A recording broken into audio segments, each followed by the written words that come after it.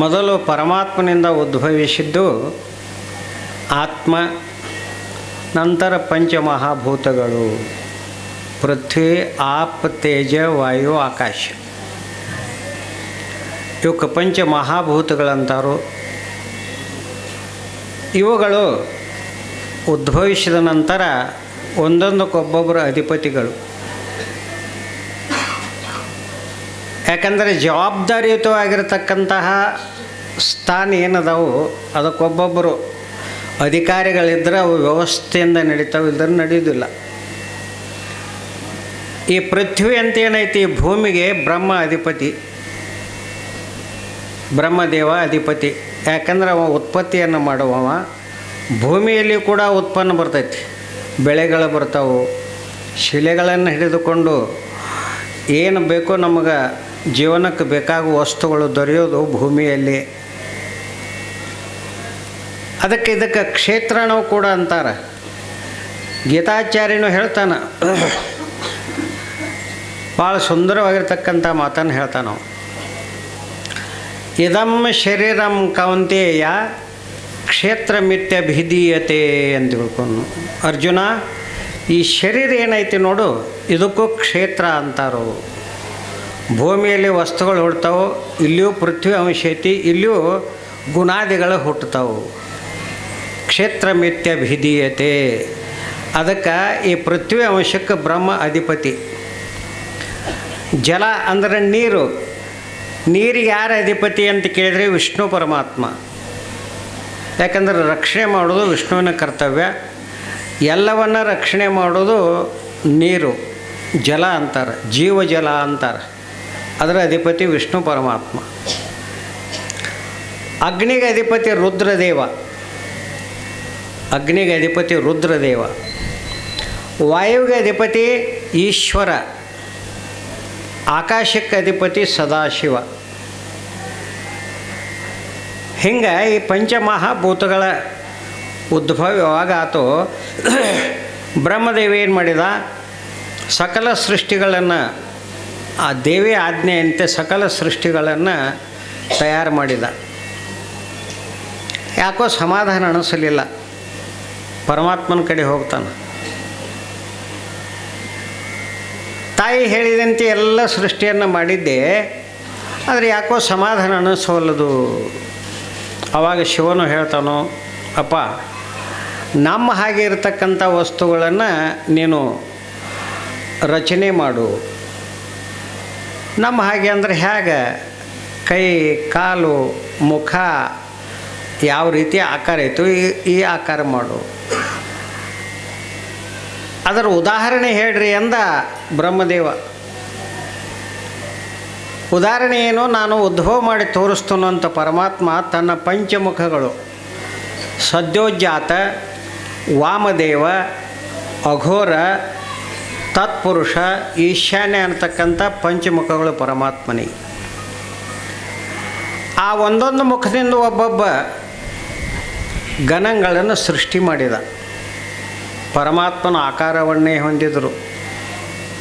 ಅವರೇ ಪಂಚ ಆಚಾರ್ಯರು. ಮೂಲತಃ ಪರಮಾತ್ಮನ 5 ಮುಖಗಳಿಂದ ಏನು ಹುಟ್ಟಿದ್ರು ಅವರೇ ಪಂಚಾಚಾರ್ಯರು. ಇದನ್ನು ನೋಡಿದ ಕೂಡಲೇ ಬ್ರಹ್ಮ ಅಂದ, ಆಯ್ತಪ್ಪ, ನಾನು ಗುರುತಾತು, ನಾನು ಸೃಷ್ಟಿ ಮಾಡ್ತನು ಅಂದ. ಸೃಷ್ಟಿ ಮಾಡಿದಾಗ ಮುಂದೆ ಪರಮಾತ್ಮನು ಮಾಡಿದ ಹಾಗೆ ಏನು ಸೃಷ್ಟಿ ಮಾಡ್ತಾನೋ ಆವಾಗ ತನ್ನ ಆಕಾರವಾಗಿರ್ತಕ್ಕಂಥ ಮನುಷ್ಯರು ತಯಾರಾದರು. ಬ್ರಹ್ಮ ಮಾಡಿರ್ತಕ್ಕಂಥ ಸೃಷ್ಟಿಯಲ್ಲಿ ನಾವು ತಯಾರಾದವರು. ಅದಕ್ಕೆ ಈ ಸಕಲ ಜಗತ್ತಿಗೆ ಬ್ರಹ್ಮಾಂಡ ಅಂತ ಹೆಸರು. ಅಂಡ ಅಂದ್ರೆ ತತ್ತಿ. ಆ ತತ್ತಿ ಹೇಗೆ ಗುಂಡಕ್ಕಿರ್ತೈತೋ ಈ ಬ್ರಹ್ಮಾಂಡನೂ ಗುಂಡನ ಐತಿ. ಇಲ್ಲಿ ಉದ್ಭವ ಆಗಿರ್ತಕ್ಕಂಥವರು 84 ಲಕ್ಷ ಜೀವರಾಶಿಗಳು. ಅವರಲ್ಲಿ ಮುಖ್ಯವಾಗಿ ಮಾನವರು ಅಂತ ತಿಳ್ಕೊಂಡು ಏನದಾರಲ್ಲ, ಇವರು ಬಹಳ ಈ ಮಾನವ ಜನ್ಮಕ್ಕೆ ಬಹಳ ಒಂದು ಮರ್ಯಾದೆ. ಹಾಗಾದರೆ ಪರಮಾತ್ಮನಿಂದ ನಾವು ಜನಿಸಿದೀವಿ ರೀ, ಅದೇನಾರೇ ಅಂಶ ನಮ್ಮಲ್ಲಿ ಇರಬೇಕಲ್ಲ ಅಂತ ನೀವು ಕೇಳ್ತೀರಿ. ಚಿದಾನಂದ ಅವತರು ಭಾಳ ಸುಂದರವಾಗಿ ಹೇಳ್ತಾರೆ. ನಮ್ಮ ದೇಹ ಎಷ್ಟು ಐತಿ ನೋಡ್ರಿ, ಅಷ್ಟೆಲ್ಲ ದೇವತೆಗಳೇ ತುಂಬ್ಯಾರ. ನಾವು ಮರ್ತೀವಿ ಇಷ್ಟ. ಯಾರ್ರೀ ಹೇಗೆ ಅಂತ ಕೇಳಿದರೆ ಪೃಥ್ವಿ ಆಪ ತೇಜ ವಾಯು ಆಕಾಶ ಅಂತ ಏನೈತಿಲ್ಲ 5 ಮಹಾಭೂತಗಳು ಈ ಇದರಿಂದ ಏನು ತಯಾರಾಯ್ತು ಅಂತ ಕೇಳಿದರೆ ಕರ್ಮೇಂದ್ರಿಯಗಳು ಅಂತ ತಯಾರಾದವು. ಕರ್ಮೇಂದ್ರಿಯಗಳಂದ್ರೆ ಕರ್ಮ ಕೆಲಸ ಮಾಡೋ ಇಂದ್ರಿಯಗಳು ನಮ್ಮ ದೇಹದೊಳಗೆ ಅದಾವಲ್ರಿ. ವಾಕ್, ಪಾಣಿ, ಪಾಯು, ಉಪಸ್ಥ, ವಾಯು ಈ ರೀತಿಯಾಗಿ 5. ಕೈ, ಕಾಲು, ಬಾಯಿ ನೋಡಿ ಎಷ್ಟು ಚಂದ ಹೇಳ್ತಾರೆ ಅವರು. ಕೈ, ಕಾಲು, ಬಾಯಿ, ಗುಹ್ಯ, ಉಪಸ್ಥ ಅಂತ ತಿಳ್ಕೊಂಡು 5 ಕರ್ಮೇಂದ್ರಿಯಗಳು. ಇವುಗಳಿಗೆ ಯಾರು ಅಂತ ಕೇಳಿದರೆ ತ್ವಕ್ಕಿಗೆ ಅಗ್ನಿ ಅಧಿದೇವತೆ, ನಾಲಿಗೆ ಏನೈತೆ ನೋಡಿ ಒಳಗೆ ಅಗ್ನಿ ಆಧಿಪತ್ಯದೊಳಗೈತಿ. ವಿಚಾರ ಮಾಡಿರಿ ನೀವು, ಭಾಳ ಸರಳವಾಗಿ ಮಾತನಾಡ್ತೀರಲ್ಲ, ಅಲ್ಲಿ ಆ ಅಗ್ನಿ ತತ್ವ ಐತಿ ಅಂತ ನಮಗೆ ಮಾತುಗಳು ಬರ್ತಾವೆ. ಭಾಳ ಥಂಡಿ ಎತ್ತಿತ್ತು, ನೀವು ಬಡ ಬಡ ಮಾತಾಡೋಕೆ ಹೋಗ್ರಿ ಯಾಕೈತೇನ, ಅಗ್ನಿ ಇರೋದಿಲ್ಲ ಅಲ್ಲಿ, ಕಡಿಮೆ ಇರ್ತೈತಿ. ಅಥವಾ ಬರ್ಫು ಐಸ್ ಕ್ರೀಮು ತಿಂದ ತಕ್ಷಣ ಮಂತ್ರ ಹೇಳ್ರಿ ನೀವು, ಬರ್ತಾವನ್ರಿ. ಯಾಕಂದ್ರೆ ನಾಲಿಗೆ ಒಳಗೆ ಅಗ್ನಿ ಕಡಿಮೆ ಆಗಿರ್ತೈತಿ ಅನ್ನೋ ಸಲುವಾಗಿ ಅಲ್ಲಿ ಮಾತುಗಳು ಲಘು ಬರುವುದಿಲ್ಲ. ಅದಕ್ಕೆ ನಮ್ಮ ಮಾತುಗಳು ಬರಬೇಕಾದ್ರೆ ಅದಕ್ಕೆ ಅಗ್ನಿದೇವನ ಸಹಕಾರ ಬೇಕು. ಅಲ್ಲಿ ಸರಸ್ವತಿ ವಾಸ ಆಗಿರ್ತಾಳೆ. ಅಂತೆ ನಾಲಿಗೆ ಒಳ್ಳೆಯದಾದರೆ ನಾಡೆಲ್ಲ ಒಳ್ಳೆಯದು ಅನ್ನತಕ್ಕಂಥ ಮಾತು ಸುಳ್ಳಲ್ಲ. ನಾಲಿಗೆ ಮೇಲೆ ಏನಾಯಿತೋ ಆ ನಾಲಿಗೆಯಿಂದ ಬರ್ತಕ್ಕಂಥ ಶಬ್ದಗಳೇ ಆ ಮನುಷ್ಯನ ಯೋಗ್ಯತೆಯನ್ನು ತಿಳಿಸ್ಕೊಡ್ತಾವೆ. ಈ ಮನುಷ್ಯ ಹಿಂಗೆ ಅದಾನ್ರಿ ಅಂಥೇಳಿ ತಿಳ್ಕೊಂಡು ಹೇಳಬೇಕಾತಂದ್ರೆ ಅವೇನು ಒಂದು ಮಾತಾಡ್ತಾನಲ್ಲ, ಆ ಮಾತಿನ ನಾಲಿಗೆ ಮೇಲೆ ಬರ್ತಕ್ಕಂಥ ಶಬ್ದಗಳೇ ಈ ಮನುಷ್ಯ ಹೀಗೆ ಅದಾನೋ ಅಂತ ನಿರ್ಣಯ ಮಾಡ್ಲಿಕ್ಕೆ ಬರ್ತೈತಿ. ಅದಕ್ಕೆ ಇಲ್ಲಿ ಅಗ್ನಿ, ಆಮೇಲೆ ಪಾನೆ ಕೈಗೆ ಇಂದ್ರ, ಆಮೇಲೆ ಪಾದಗಳಿಗೆ ಉಪೇಂದ್ರ, ಉಪಸ್ಥ ವಾಯುಗಳಿಗೆ ಬ್ರಹ್ಮ, ಇವರು ಅಧಿದೇವತೆಗಳು ಅಂತ ಹೇಳ್ತಾರೆ. ಈ ರೀತಿಯಾಗಿ ಕರ್ಮೇಂದ್ರಿಯಗಳ ಇದು. ಆಮೇಲೆ ಜ್ಞಾನೇಂದ್ರಿಯಗಳು ಅಂತ ಬರ್ತಾವೆ, ತ್ವಕ್ಕು, ನಾಲಿಗೆ ಇವೆಲ್ಲ. ಆಮೇಲೆ ವಾಯು ಪಂಚಕ ಅಂತ ಬರ್ತೈತಿ. ಅಂದ್ರೆ ಆ ಬ್ರಹ್ಮದೇವ ಮನುಷ್ಯರನ್ನು ಸೃಷ್ಟಿ ಮಾಡುವಾಗ ಈ ಮಹಾಭೂತಗಳನ್ನು ತೊಗೊಂಡೇನ ಮಾಡ್ಯಾನ. ಇಲ್ಲಿ ಪೃಥ್ವಿ ಅಂಶನೂ ಐತಿ ನಮ್ಮ ದೇಹದೊಳಗೆ. ಅದು ಯಾವುದು ಅಂದ್ರೆ ಕಠಿಣವಾಗಿದ್ದು, ಪೃಥ್ವಿ ಕಠಿಣ ಐತಿ. ನಮ್ಮ ದೇಹದೊಳಗೆ ಅಸ್ಥಿಗಳದಾವೆ ನೋಡ್ರಿ, ಅವು ಕಠಿಣ, ಅವು ಪೃಥ್ವಿ ಅಂಶ. ಜಲದ ಅಂಶ ಅಂದ್ರೆ ಒಳಗೆ ರಕ್ತ ಹರಿದಾಡ್ತೈತಿ, ಮೂತ್ರಿ ಬೆವರು ಇವೆಲ್ಲ ಬಿಡ್ತೈತಿಲ್ಲ, ಇದು ಜಲದ ಅಂಶ. ಅಗ್ನಿ ಅಂಶ, ದೇಹದೊಳಗೆ ಅಗ್ನಿ ಐತ್ರಿ.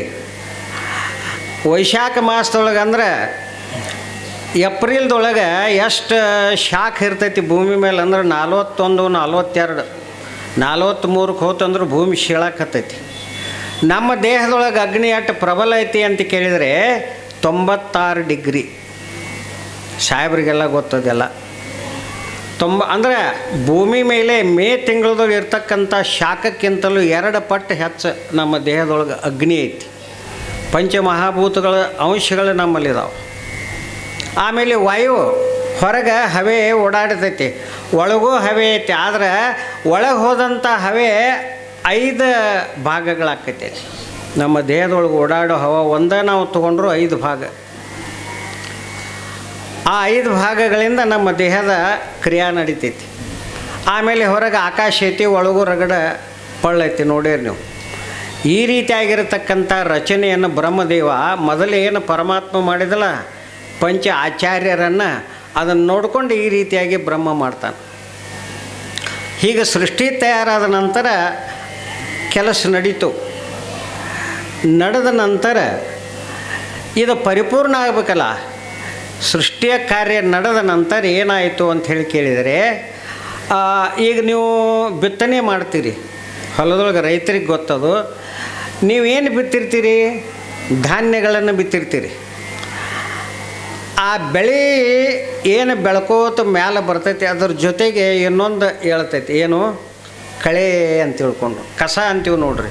ಅದನ್ನೇನಾರು ಬಿತ್ತೀರಿ ನೀವು? ಬೀಜ ಅಷ್ಟೇ ಬಿತ್ತೀರಿ, ಅದ್ರ ಜೋಡಿ ಬೆಳೆ ಜೊತೆ ಕಳೆನೂ ಹೇಳ್ತೈತಿ.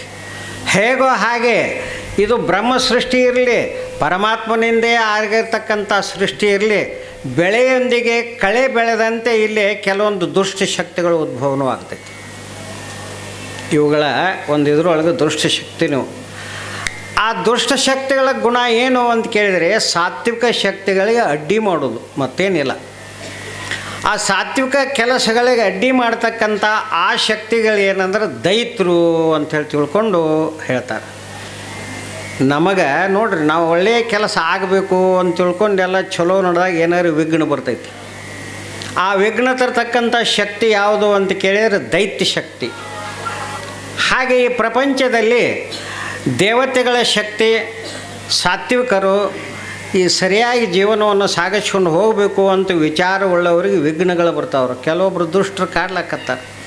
ಹಾಗೆ ಈ ಬ್ರಹ್ಮ ಸೃಷ್ಟಿಯಲ್ಲಿ ಏನಾಯಿತು ಅಂತ ಕೇಳಿದರೆ, ಪರಮಾತ್ಮನು ಸೃಷ್ಟಿಯನ್ನೆಲ್ಲ ಮಾಡಿದ. ಇಲ್ಲಿ ದುರ್ಗುಣಗಳ ಒಂದು ಸಂಘ ಬೆಳೀತು. ಬೆಳೆಯೊಂದಿಗೆ ಕಳೆ ಹೆಂಗೆ ಬೆಳಿತೈತೆ ನೋಡ್ರಿ, ಕಸ ಹೆಂಗೆ ಬೆಳಿತೈತೆ ಹಂಗೆ ಕಸದ ರೀತಿ. ಯಾಕಂತ ಕೇಳಿದರೆ ಇದು ಮುಖ್ಯವಾಗಿ ಬೆಳೀಲಿಕ್ಕೆ ಕಾರಣ ಏನು ಅಂತ ಕೇಳಿದರೆ, ಎಲ್ಲ ಪ್ರಾಣಿಗಳಲ್ಲಿ ಎಲ್ಲ ಜೀವಿಗಳಲ್ಲಿ ಮನುಷ್ಯರನ್ನು ಹಿಡಿದುಕೊಂಡು ದೇವತೆಗಳನ್ನು ಹಿಡಿದುಕೊಂಡು 3 ಗುಣಗಳು ಮುಖ್ಯವಾಗಿರ್ತಕ್ಕಂಥವು. ನಮ್ಮ ವ್ಯವಹಾರ 3 ಗುಣಗಳ ಮೇಲೆ ನಡೆದೈತಿ. ಸತ್ವಂ ರಜಸ್ತಮ ಇತಿ ಗುಣಾಃ ನಿಬಧ್ನಂತಿ ಮಹಾಬಾಹೋ ದೇಹಿ ದೇಹನಮ್ಮವ್ಯ ಅಂತ ಗೀತಾಚಾರ್ಯ ಗೀತೆಯಲ್ಲಿ ಭಾಳ ಸುಂದರವಾದಂಥ ಮಾತನ್ನು ಹೇಳ್ತಾರೆ. ಅರ್ಜುನ, ಸಾತ್ವಿಕ, ರಾಜಸ, ತಾಮಸ ಅನ್ನತಕ್ಕಂಥ 3 ಮುಖ್ಯವಾದ ಗುಣಗಳು. ಸತ್ವಂ ರಜಸ್ತಮ ಇತಿ ಗುಣಾಃ ನಿಬಧ್ನಂತಿ ಮಹಾಬಾಹೋ ದೇಹಿ ದೇಹಿನಮ್ಮವ್ಯಯ. ಈ 3 ಗುಣಗಳು ಮನುಷ್ಯನನ್ನು, ಪ್ರಾಣಿಗಳನ್ನು, ಜೀವಿಗಳನ್ನು ಬಂಧಿಸಿಬಿಟ್ಟವು. ನಿಬಧ್ನಂತಿ ಮಹಾಬಾಹೋ, ಬಂಧಿಸಿಬಿಟ್ಟವು. ಅದು ಹೇಗ್ರಿ ಅಂತ ತಾವು ವಿಚಾರ ಮಾಡಬಹುದು. ನಮ್ಮಲ್ಲೇ ಸತ್ವಗುಣನೂ ಐತಿ, ರಾಜಸ ಗುಣನೂ ಐತಿ, ತಾಮಸ ಗುಣನೂ ಐತಿ. ಆ ಗುಣಗಳನ್ನು ಹೇಗೆ ಗೊತ್ತು ಮಾಡ್ಬೇಕ್ರಿ ಅಂತ ವಿಚಾರ ಮಾಡಿದರೆ ಭಾಳ ಸುಲಭವಾಗಿರ್ತಕ್ಕಂಥದ್ದು. ಈಗ ತಾವುಗಳು ಸಾತ್ವಿಕ ಗುಣದ ಬಗ್ಗೆ ವಿಚಾರ ಮಾಡೋದಾದ್ರೆ ಕರ್ಪೂರ ಊದುಬತ್ತಿ ನೋಡಿರಿ, ಗೊತ್ತ್ರಿ ನಿಮಗೆ ಕರ್ಪೂರ ಊದುಬತ್ತಿ, ಹೌದಲ್ರಿ?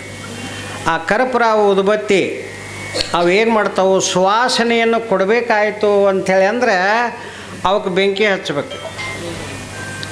ಸುಮ್ಮನೆ ಉದಿನ ಕಡ್ಡಿ ನೀವು ಇದ್ರಾಗ ಇಡ್ರಿ, ವಾಸ ಬರೋದಿಲ್ಲ. ಕರ್ಪೂರ ಡಬ್ಬ್ಯಾಗ ಇಡ್ರಿ, ವಾಸ ಬರೋದಿಲ್ಲ. ಅವಕ್ಕೆ ಬೆಂಕಿ ಹಚ್ಚಿದಾಗ ತಮ್ಮನ್ನು ಸುಟ್ಕೊಂಡು ನಮಗೆ ಸುವಾಸನೆಯನ್ನು ಕೊಡ್ತಾವೆ.